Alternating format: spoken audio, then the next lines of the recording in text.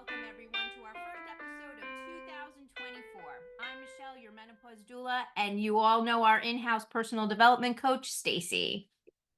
Today, we have the pleasure of diving into the transformative world of inner child healing.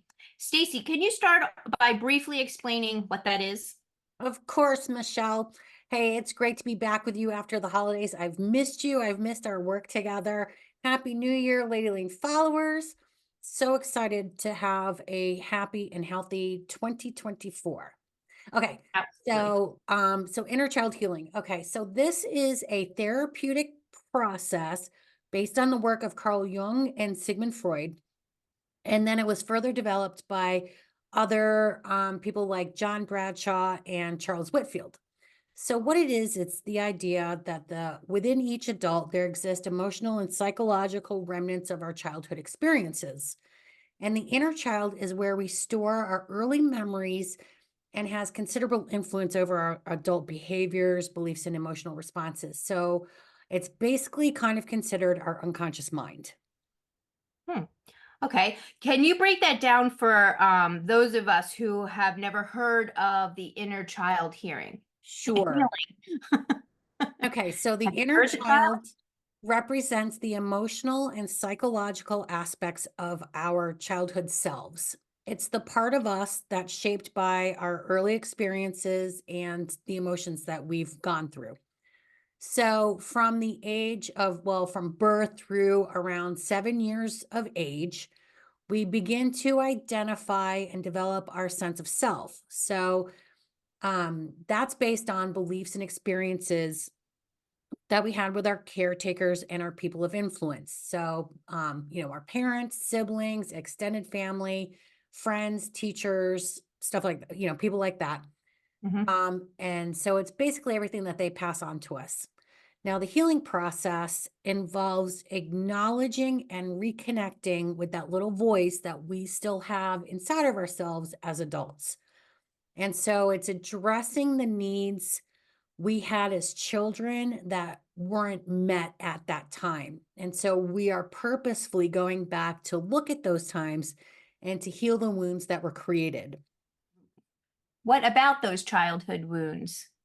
Okay, so the wounds are created by the teachings and experiences, like I said, that we have with our people of influence. So whether they're positive or negative, what these people say and do become anchored within us during our formative years. So let's say, for example, while you're growing up between this birth and 7 years old phase or time period, you hear things like this: there's something wrong with you, or what's wrong with you, or Mm. you're so not easy to love, or shut up, be quiet. Nobody wants to hear what you have to say. So, what do you think that child is going to internalize when they hear things like that?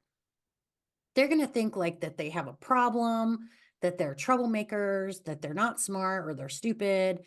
And they're told that they don't have anything of value to say if they're told not to say anything. So that could develop into low self-esteem, for example.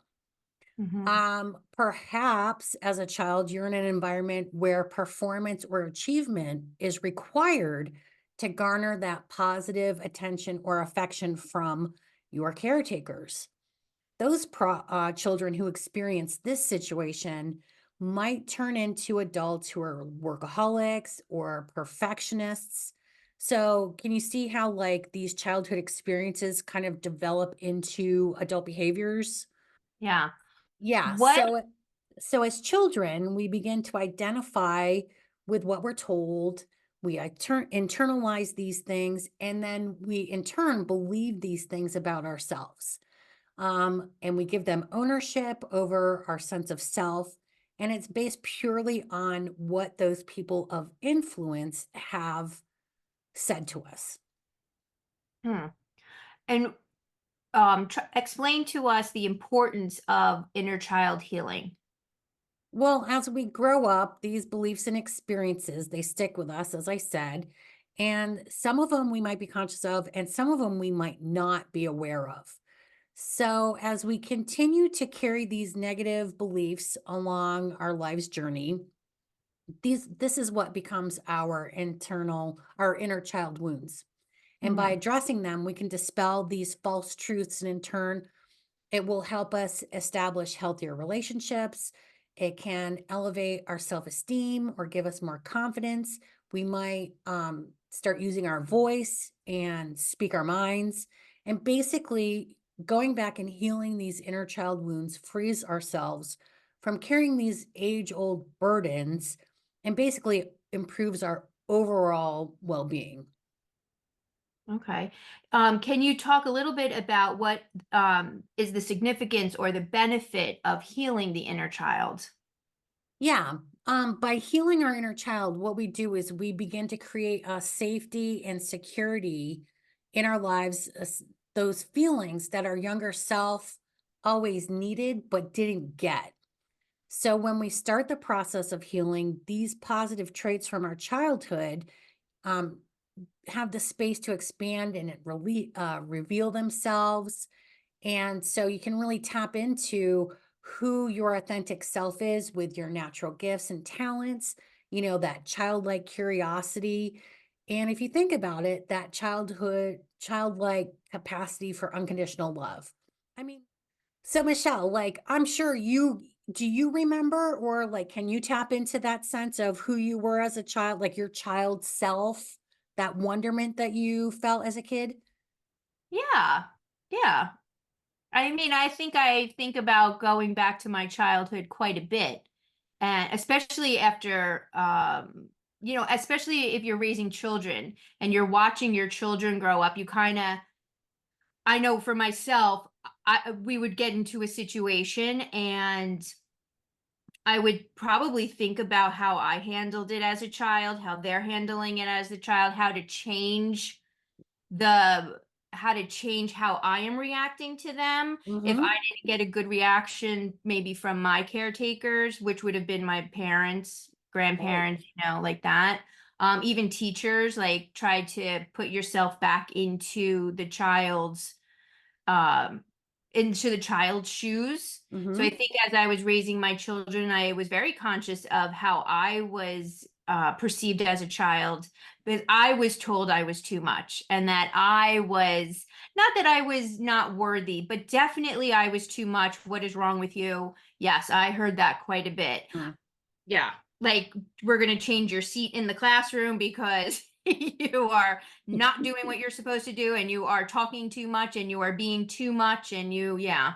definitely. Oh, absolutely. Yeah. And I think that's a total blessing to be able to do that because for me, I don't remember much of my childhood at all. Mm, I have very few memories that I can tap into. So, you know, it, so it's interesting how everybody has these different experiences and what they carry on with, forward. So right. being able to do that, I think for you is like so cool. Yeah, yeah. Yeah. So, I think it goes along with with the field that we're in as well, because we are aware of, human I guess, human nature. mhm. So as you are exposed to it, you then, when you know better, you do better, right? So if Yes. you're raising a child and you know about inner child trauma, you try to avoid portraying that onto the children that you're working with. Like, even at work, I never make them feel as though they're stupid if they don't understand something, always willing to explain it a million times. They're Mhm, children. They don't, they're not adults. Their brains don't work the same way that adults' brains work. And I think we mhm. kind of expect their brains to work the way ours do. And in the process, we're traumatizing them because they don't understand it the first time. Their brains are doing a lot of other things and their brains are growing. Yes. So if their brains are growing and, let's try not to traumatize the next generation coming up. Let's stop it with us, right? Right. Right. Yeah, totally. And and with that being said, we have to remember and understand that people don't become parents with the intention of hurting their children.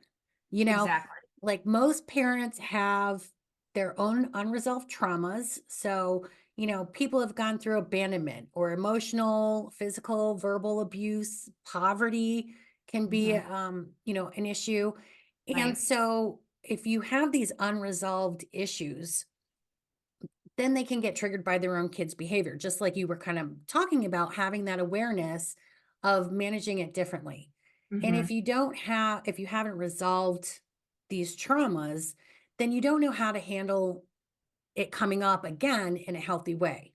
Right. So the parent's going to revert to what they experienced, what they grew up with, which could be like something like aggression or intimidation, manipulation, all those Mhm. kinds of things that, become a generational cycle of abuse, which is what you just brought up, which Mhm. is, again, that's a whole different topic. I mean, we could talk about that for hours in and of Yeah, yeah, itself, yeah. but this is where it really kind of jumps off.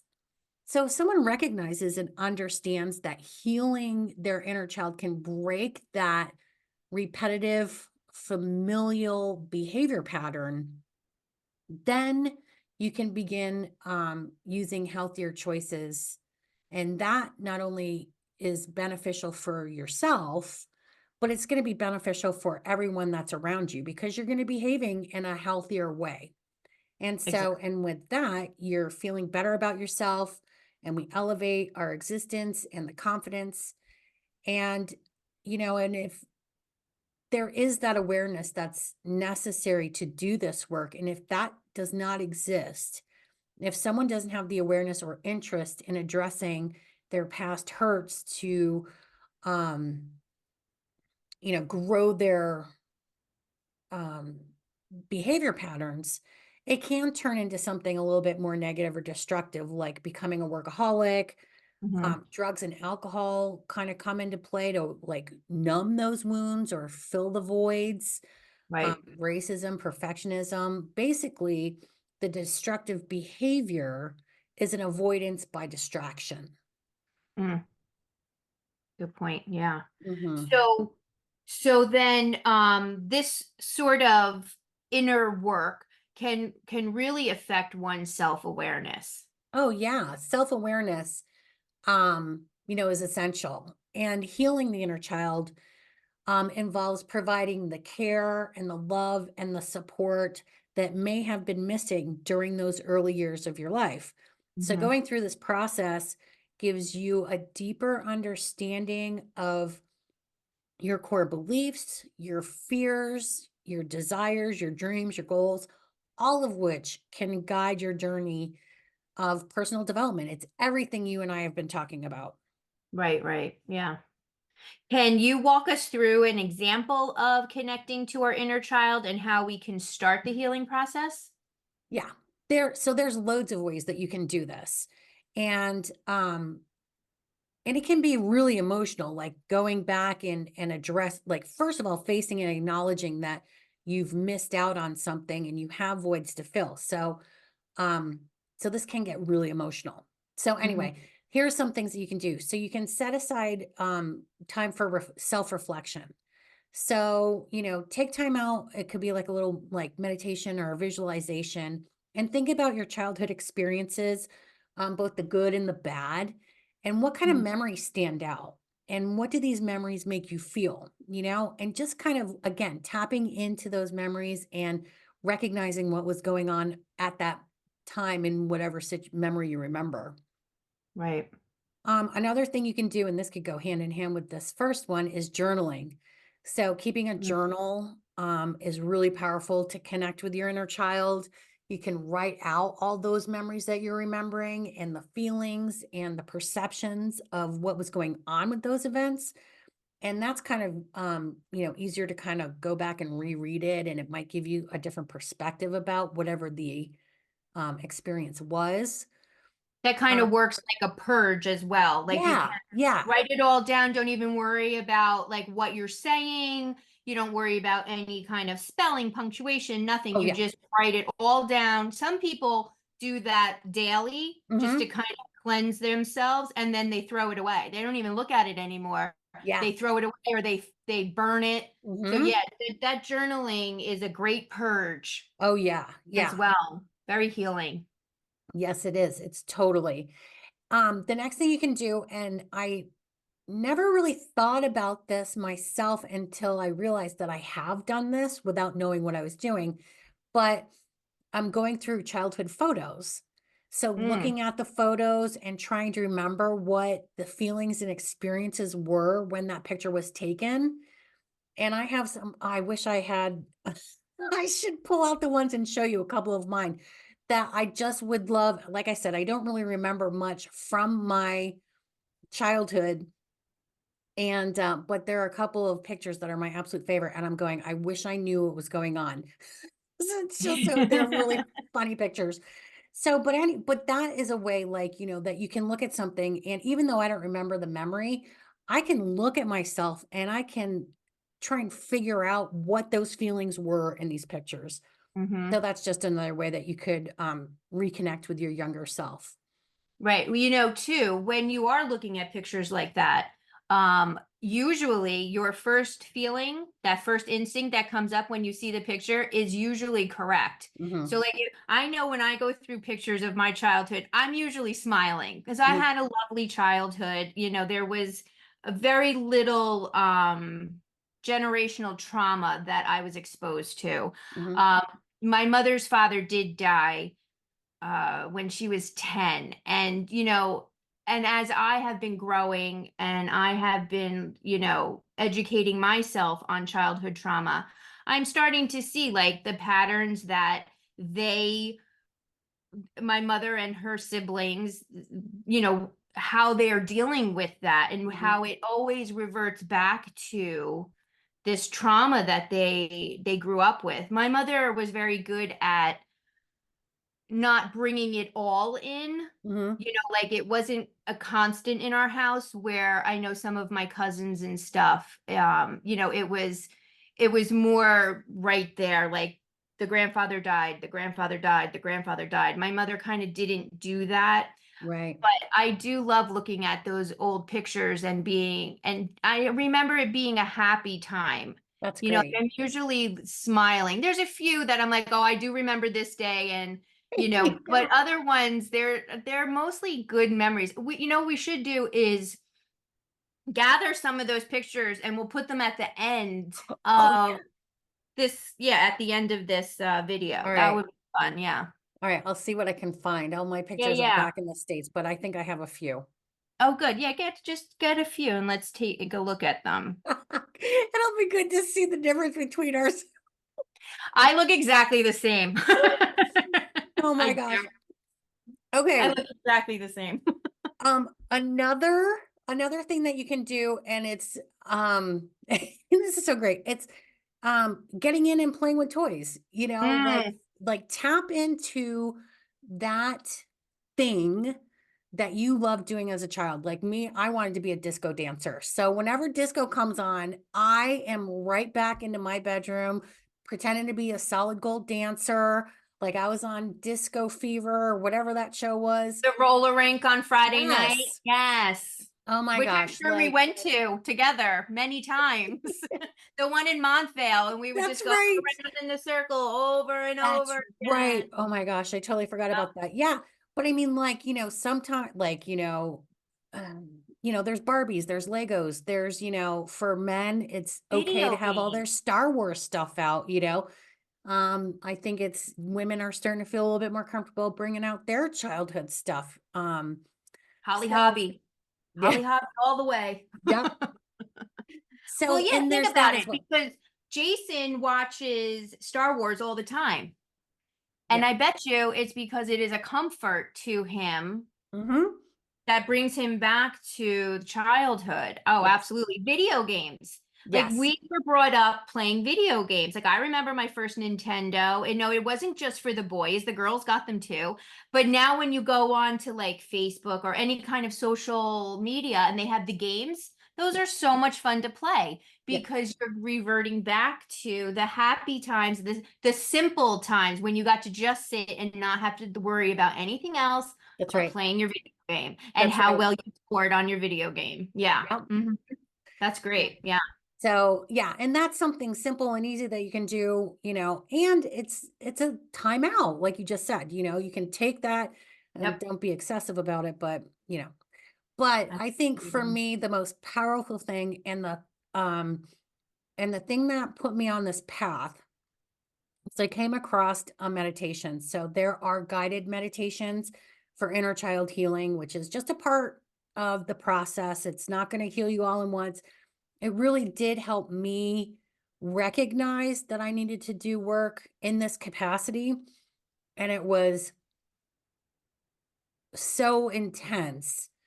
Um, it was just really intense for me. And it really just hit the mark. And that, like I said, it's a guided meditation. It's really powerful. It doesn't take a lot of time, but it can provoke a really deep emotional response. So, I don't know. Do you want to do one? Sure. Okay. Yeah. All right.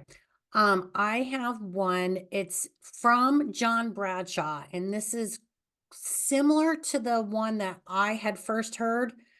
Um, all right. So, Michelle, we're going to do this inner child healing meditation that I have taken from John Bradshaw, who has done a lot of inner child healing work. He's got some great books, and you can find all kinds of stuff from him out there. So, we're going to do that. What I want you to do Mm, is just get comfortable in your okay. seat because it's going to take it's going to be a couple minutes. Okay. And once you get comfortable, you just close your eyes and I want you to take a deep breath in and then just slowly let it out. And we're going to become aware of this air as we breathe it in. So we're going to take another slow, deep breath in. And as you breathe it out, notice the difference in the air as it comes out. And then as it comes back in. And then let it out.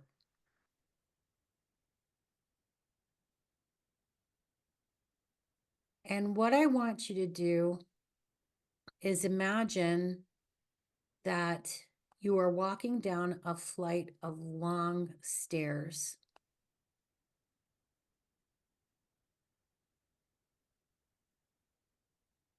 And as you walk down the stairs, I count down from 10,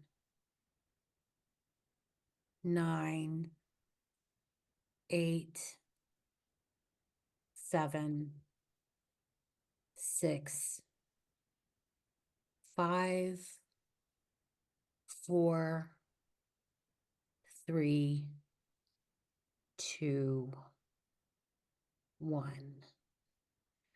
When you reach the bottom of the stairs, turn left and start walking down a long corridor. As you look towards the end of the corridor, there is a force field of light.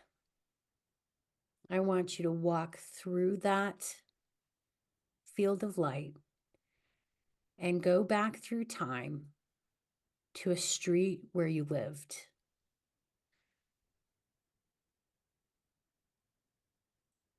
Reconnect with that place that you lived before you were 7 years old.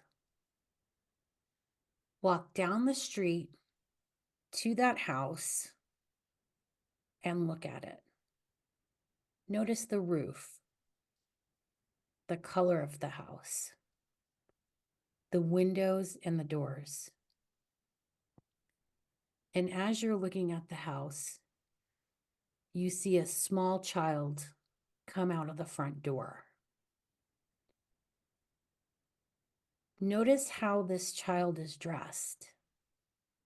What color are the child's shoes?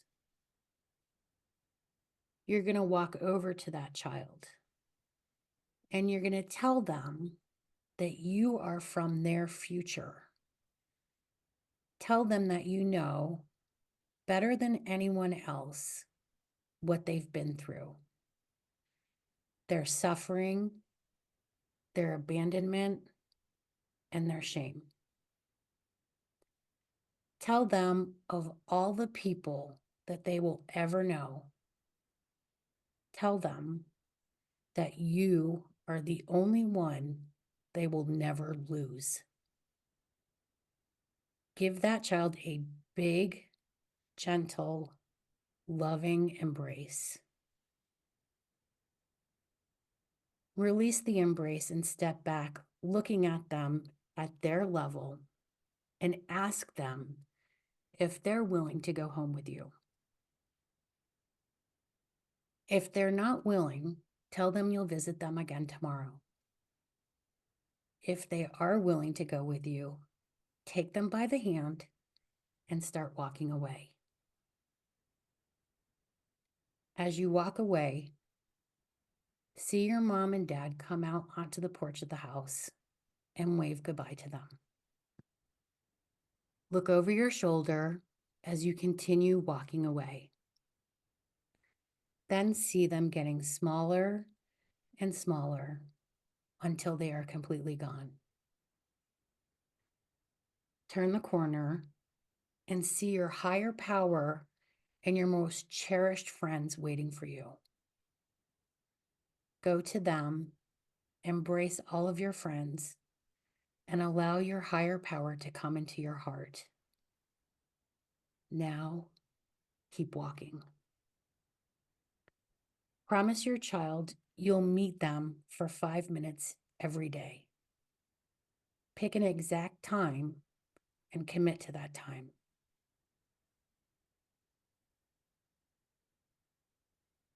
Hold your child in your hand and let them shrink to the size of your hand and place them in your heart. Now, I want you to start walking, and you're going to go to a beautiful outdoor place. You're going to stand in the middle of that beautiful outdoor place, and you're going to reflect on the experience you just had.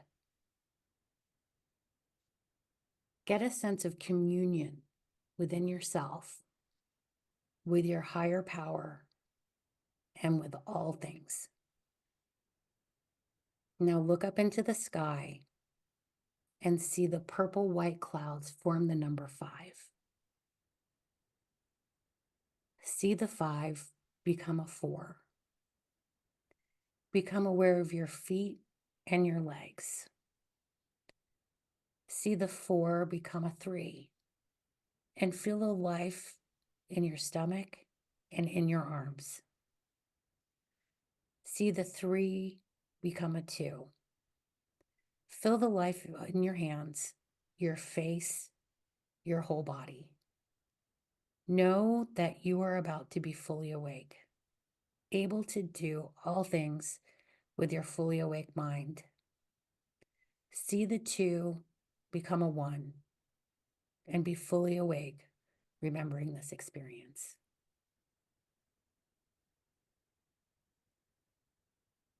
Lovely. Mm. When I did my first meditation, the one that I heard had me talking to my inner child, my younger self. Mhm. And I actually went into the house and found myself playing in my bedroom where, and then I was like, come on, we're going. I'm here. And I picked her up and I carried her out because she Right. was just like, you're finally here. Yeah, yeah. And it was interesting because I was able, as myself today, I in my mind right now, I am right with her. Like when I made this connection through that meditation, it changed everything for me because she is right here with me, where I never had that connection to my younger self before. And I was able to say to her, I am everything that you never got. I am the person that you've been waiting for to fill the gaps. And now we're going to move forward together. Right. And so this really, like I said at the beginning, captured my imagination and was so powerful for me. And I've had so many instances of like being in different place, doing different things with different people, and I've been getting this message of connecting with my future self. Mm. So I have this thing happening where, I did this inner work with my younger self, but then all of a sudden for the past 2 months, everybody's going, you need to connect with your future self. And so it's kind of like, okay, what am I supposed to do with this? Yeah, And yeah. this is the work that I'm doing, like if this is happening to me and is having such a profound effect, this is where I'm going with my business. Like, I have to share this with other people because my future self has messages for me today. Mm-hmm. And I have things to tell my younger self to make me better today. So it's Right. been a really interesting concept to start this year on, to Mhm. build with these three different aspects of myself.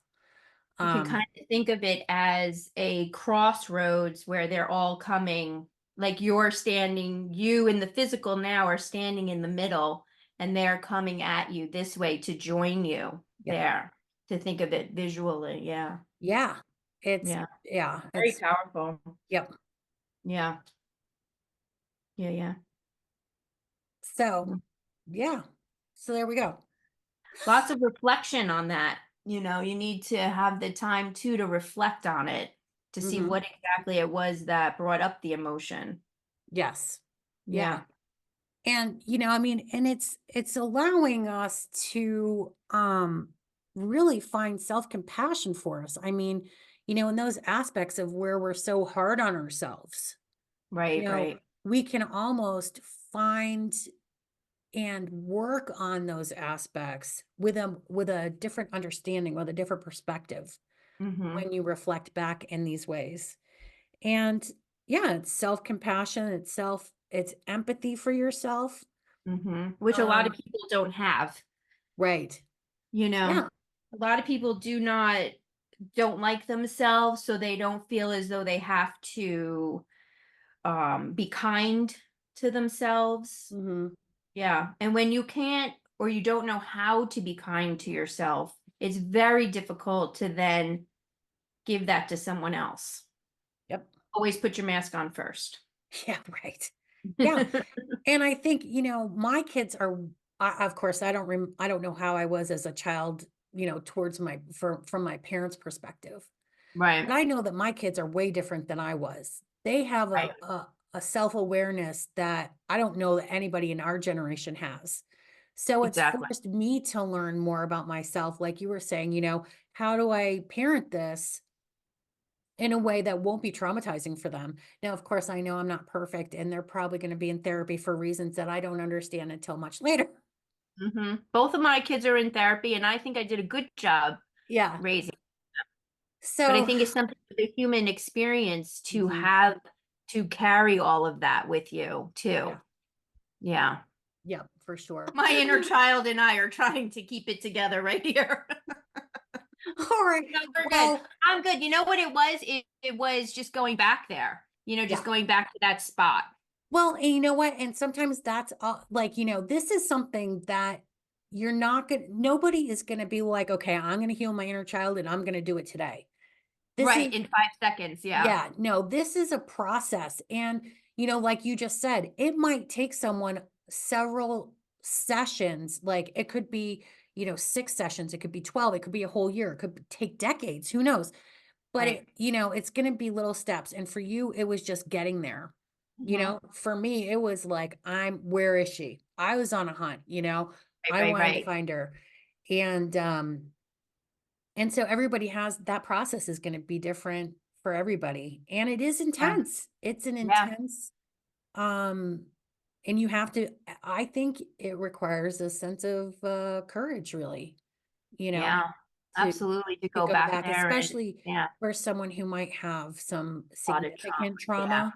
Exactly. I mean, if I Um, had this reaction and I really didn't have a lot of trauma growing up, I don't think I had a lot of trauma growing up. I can't imagine someone who yeah, had any. Yeah, it right. would just be, you need a lot of compassion. Yeah. Yeah. For And yourself. Yeah. grace. You're gonna have to have grace for yourself and the Right. you have to have trust with that person that you're walking through this process with, because it Right. is going to be, it's going to require a lot of vulnerability and honesty that sometimes we don't have with ourselves.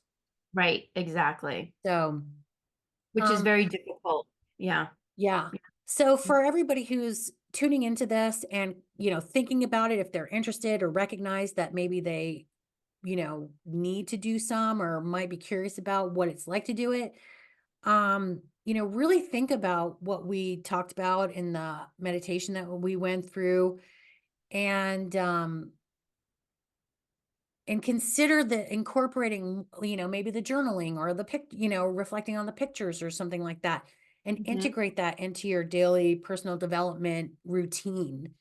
Right. And of course, I would love to hear anybody's thoughts on if they decided to do this. They can give us feedback on, in the comments section below, or they can reach out to us on our socials. Our website information is going to be up at the end, like it Yep. always is. Mhm. And of course, if you're interested in this or want to talk more about it, don't hesitate to schedule. Michelle and I both offer free discovery sessions. So if there's This anything you is want to great talk, with, yeah, for women who are, going through the transition, menopause transition. This is Mhm. great because this will bring up a lot of how we deal with menopause comes from how we were taught about our period, how we were treated when we had our period, how Mhm. our family supported us or didn't support us during that time. Yeah. And that, I bet you that brings up a lot as well. So Mhm. yeah, it all is connected. Yeah. I mean, again, this midlife phase that we're hitting with menopause is brings up so much. And I think this kind of taps into that, where, we were so busy, getting through school and starting our lives and getting married and finding a partner or being in that partnership, and then kids and then jobs and everything, that we just kind of lost track of, when we go back to find ourselves again, who we Hmm. are. I mean, this Yeah, is something that would be a really, really intensive way of doing it. yeah, One of a myriad of ways, but yeah, definitely yeah. as And the that's whole that's menopause why a tie-in. lot of yeah, that's why a lot of women too go through this like metamorphosis as they go through menopause is because they reconnect with themselves, that self that they lost when they were 10 and 11 years old. Like go back and think about how you were before you had your first period, and then think about how you were after, all the things that you didn't do anymore Yeah. because you now were more self-conscious of yourself, or the boys did that, the girls shouldn't be doing that, you shouldn't do that since you're a lady now, or now you're more mature so you're going to have to pull back, don't be so loud anymore, you're more mature, let somebody else speak Yeah. first. So there's a lot, and then you go through that, yeah, and you raise your family, you raise your husband, you raise, everyone else's kids as long with yours. Yeah. Oh, and then you get to this point where your kids are grown, your husband finally grew up, and there's an awakening that you come in with. And yeah, a lot of women go through this. This is great. This will be something that I definitely will incorporate into uh, working with my clients on, and I will definitely be sending them over to you when they need this. Yeah. Awesome. Well, I love that that's Absolutely. how we work as a team, and really supporting each other, and I mean, Absolutely. ultimately Yeah. our clients are the ones that benefit the most from our um Exactly. partnership approach. So, yeah, I think it's There's great. enough for everyone. I'm reading a great book right now, and she talks about the scarcity syndrome, where we go into life thinking there's not enough for all of us. And there's more than enough, and that we should be supportive of each other and help each other and guide each other, really, because we're the only ones here that are going to help ourselves. That's right. There's no like being coming down and saying, hey, this is how it all going to go. Nope, we're here, we're doing the work. So Yep. yeah, please reach out if you need help and That's right. guidance because we're That's here. right. We're here for, We're here. for anyone and everybody. Absolutely. That's what it's a passion. You have to have like a passion or a calling to Mhm. want to really help other people. So Yeah, come you're absolutely right. on Yeah. over. All right. All right. Until next time. Until next time, ladies, keep shining. This is Lady Lane. Thanks for joining us.